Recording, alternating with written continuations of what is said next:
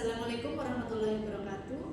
Izin tutor perkenalkan, nama saya Vindi Elisa dari Prodi D4 Kearsipan. Nomor induk mahasiswa saya 0518021225. Di sini saya ingin menjawab tugas 1 dari mata kuliah Organisasi Pengembangan. Organisasi pengembangan melakukan perubahan untuk tetap relevan, kompetitif, dan mampu beradaptasi dengan lingkungan yang terus berubah. Perubahan membantu organisasi meningkatkan kemampuan dan hasil kerja serta mempertahankan eksistensi di tengah persaingan dan perkembangan zaman yang cepat. Untuk faktor-faktor yang mendorong organisasi melakukan perubahan meliputi perubahan lingkungan eksternal, yaitu seperti persaingan bisnis yang ketat, perkembangan teknologi, perubahan ekonomi, dan lain-lain. Yang kedua, perkembangan teknologi. Kemajuan teknologi yang cepat memaksa organisasi untuk mengadaptasi teknologi baru agar tetap efisiensi dan kompetitif. Yang ketiga, perubahan pasar dan preferensi konsumen. Organisasi harus menyesuaikan diri dengan perubahan kebutuhan dan perilaku pelanggan agar tetap relevan. Yang keempat, perubahan regulasi dan kebijakan pemerintah. Organisasi perlu menyesuaikan operasionalnya agar sesuai dengan aturan baru yang berlaku. Yang kelima, faktor internal organisasi seperti restrukturisasi, merger, perubahan budaya organisasi, dan kebutuhan untuk meningkatkan kinerja serta motivasi karyawan. Dan yang terakhir, peran pemimpin sebagai agen perubahan. Pemimpin yang berani, visioner, dan mampu mengelola kompleksitas sangat penting dalam mendorong perubahan agar sukses.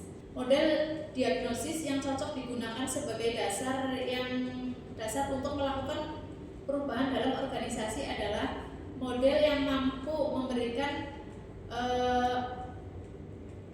pemahaman menyeluruh terhadap kondisi organisasi, mengidentifikasi masalah utama, dan memberikan dasar yang kuat untuk strategi perubahan. Berdasarkan hasil pencarian, beberapa model diagnosis organisasi yang sering direkomendasikan adalah: 1. Model konkurensi Teddy-Tussman. Yang kedua, model analytical. Yang ketiga, model Force-Field. Yang keempat, model Sigbox. Model konkurensi Teddy-Tussman adalah model ini melihat organisasi sebagai sistem yang terdiri dari input, proses transformasi, dan output yang harus selaras. Yang kedua, model analytical. Model ini menekankan diagnosis analytical yang tepat untuk memahami permasalahan antar sebuah kerja yang teliti. Yang ketiga, model Force-Field, yaitu model ini mengidentifikasi kekuatan yang mendorong dan menghambat perubahan dalam organisasi. Yang terakhir, model Sigbox. Model ini menggunakan 6 faktor utama dalam organisasi seperti struktur, hubungan, dan lain-lain. Untuk mendiagnosis kondisi atau organisasi secara menyeluruh, model ini membantu mengidentifikasi penyebab utama masalah dan memutuskan solusi yang tepat untuk perubahan organisasi. Model pengelolaan perubahan yang paling cocok digunakan yaitu model Winsky 7S Framework. Yang pertama, strategi. Yang kedua, struktur. Yang ketiga, sistem. Yang keempat, nilai-nilai bersama. Yang kelima, gaya kepemimpinan. Yang keenam, staff. Yang ketujuh, keterampilan. Model ini sangat cocok untuk perubahan yang memerlukan penyesuaian menyeluruh baik pada aspek keras maupun lunak organisasi. Demikian jawaban tugas dari saya. Mohon maaf apabila masih banyak kekurangan, kekeliruan. Mohon untuk bimbingannya.